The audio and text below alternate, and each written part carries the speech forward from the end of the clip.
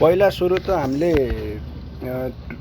राम्रोको लागि 2.5 को तार चाहिँ जोडेको राम्रो हुन्छ यसमा, यो डबल पावर सकेट बनाउँदाखेरि चाहिँ। किनकि अब त्यसमा धेरै कुराहरू हामीले युज गरेर हुन्छ, कितलीहरूदेखि लिएर हाई पावरको मेसिनहरू सबै युज गरेर हुन्छ। त्यसैले 2.5 को तार युज गर्दा चाहिँ सबभन्दा बेस्ट हुन्छ है। अनि त्यसपछि के गर्नु भने, अब जस्तो अब मैले अहिले यहाँ जुन भिडियोमा देखाइरहेको छु, यसरी चाहिँ तपाईँले तारको कनेक्सन चाहिँ दिनुपर्ने हुन्छ है। हेर्दै जानु होला। त्यो एउटा जुन तार मैले अहिले जोडेँ, त्यो तार चाहिँ तपाईँले एउटा लाइन एउटा पोइन्टबाट अर्को पोइन्टको लागि चाहिँ लाइन पास गर्नको लागि दिएको लाइन हो।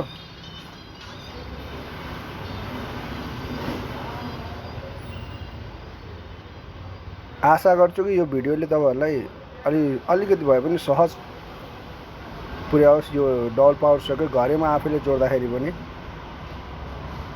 तर यो डबल पावर सकेट जोड्दाखेरि चाहिँ अलिकति ध्यान दिएर जोड्नु होला। यसरी भिडियोमा देखाएको अनुसार बरु पज गरी हेरे पनि हुन्छ। एकदम ध्यान दिएर मात्रै जडान गर्नु हुन अनुरोध गर्दछु। किनकि यो लाइनको काम हो, धेरै नै रिस्की काम हो यो। अब हेर्नु, त्यो पोइन्टबाट अब यो पोइन्टमा तपाईँले यसरी तार जोडिदिनु भयो भने चाहिँ दुईटा पोइन्टको चाहिँ कनेक्सन तपाईँहरूले दिनुभयो भन्ने बुझ्नुभयो। यो यसरी तार जोड्दाखेरि चाहिँ लाइन तपाईँले मेन लाइनबाट दिँदाखेरि दुईटैमा पावर आउँछ। यो तारलाई चाहिँ अलिकति यसरी अब तपाईँले अलिकति कम्फर्टेबल पाराले यताउता नहल्लोस् त्यो हिसाबले चाहिँ त्यसरी अलिकति टाइट गरेर राखिदिनु होला।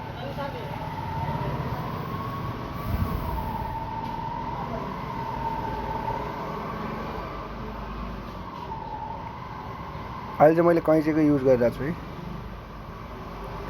कटरको युज पनि गर्न सक्नुहुन्छ।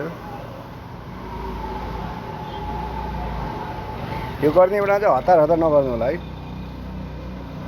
अहिले चाहिँ हामीले कति मिनटमा यो गर्न सक्दो रहेछ भनेर हेरेको हो। तर यसरी फास्ट चाहिँ नगरिदिनु होला।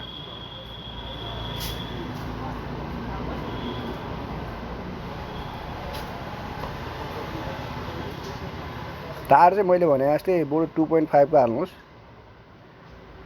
सानो तार 1.5 सम्मको लागि हुन्छ। तर 1.5 को तार चाहिँ मैले अहिले प्रिफर नगरेको कारण चाहिँ के हो भने, अब यो डबल पावर सकेट हो, यसमा धेरै कुराहरू युज भइरहेको हुन्छ, धेरै कुराहरू चलिरहेको हुन्छ। त्यसैले मात्रै मैले भनेको तपाईँलाई डबल पावर सकेटमा 2.5 को तार हाल्दा चाहिँ अलिक बेस्ट हुन्छ। अब यो यसरी तपाईँले अब एउटा लाइन यहाँ दिनुभयो। अब एउटा स्विचको पोइन्टको लागि चाहिँ यसरी एउटा पोइन्टबाट अर्को पोइन्टमा यसरी कनेक्सन दिनुहोस्। तार यसरी दोबार्दाखेरि चाहिँ अलिक ध्यान दिनु होला। त्यो तार हातमा पनि छिर्न सक्छ। अलि मसिनो तार हुन्छ, त्यसैले हातमा छिरेर चोट लाग्न सक्छ, दगत आउन सक्छ। अब यसलाई यसरी दबाएर यहाँ दुईटा स्विचको बिचमा अड्काइदिनुहोस्, जसले गर्दा चाहिँ यो तार यताउता हल्लिँदैन कि।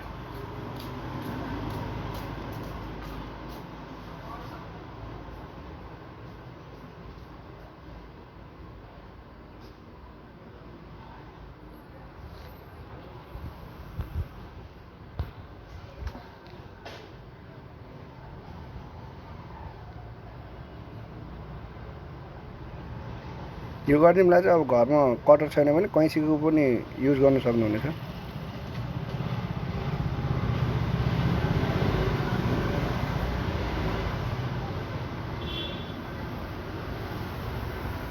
अब यो लाइनबाट तपाईँले तलपट्टिको पोइन्टमा लाइन दिनको लागि त्यसरी जोड्नु होला।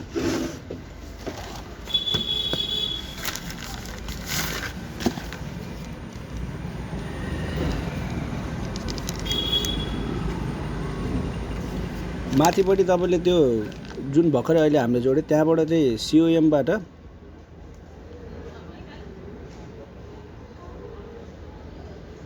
लाइनमा पनि दिन सक्नुहुनेछ र अर्को पोइन्टमा पनि दिन सक्नुहुनेछ।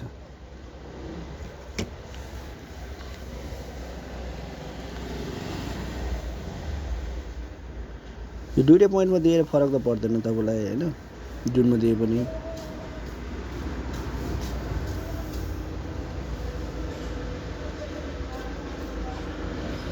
सेम प्रोसेस अब तपाईँको यतापट्टि तपाईँले जे गर्नुभयो त्यहाँ त्यो साइडमा पनि त्यही गर्नु होला। सिओएमबाट कमबाट तपाईँले लाइनमा पावर सप्लाई पनि गर्न सक्नुहुनेछ। हेर्नुहोस् फेरि उतापट्टि उता अर्को पोइन्टमा किन दिए यता अर्को पोइन्टमा किन दिए भन्नु होला होइन, त्यो जहाँ दिनुभयो पनि फरक चाहिँ पर्दैन। सेम प्रोसेस हो, काम गर्ने एउटै तरिका हो, त्यो जतापट्टि दिँदाखेरि पनि फरक पर्दैन। तर यो नट कस्ने बेला चाहिँ अलि राम्रोसित कस्नु होला है, किनकि अब नट अलि लुज भयो भने तारको कनेक्सन पनि लुज हुन्छ, सर्ट हुने सम्भावना धेरै म्याक्सिमम हुन्छ। त्यसैले नटलाई चाहिँ कस्ने बेला एकदमै टाइट गरेर कस्नु होला। लगभग हाम्रो यो प्रोसेस सकिसकेको छ। कभर लगाइदिनु। अब यसलाई चाहिँ तपाईँले मल्टिप्लगको हिसाबले पनि चलाउन सक्नुभयो, या एउटा भित्तामा सेट गरेर पनि चलाउन सक्नुहुनेछ। माथिको खोल खोल्नुहोस् र यो दुईटा स्क्रु लगाइदिइसकेपछि चाहिँ तपाईँको हाम्रो यो पावर सकेटको कनेक्सनको काम सकिन्छ लगभग।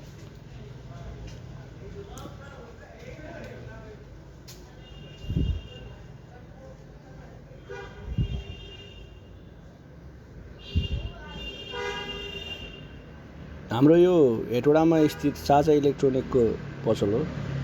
केही वायरिङको सामान चाहियो भने तपाईँहरूले हामीलाई सम्पर्क गर्न पनि सक्नुहुनेछ।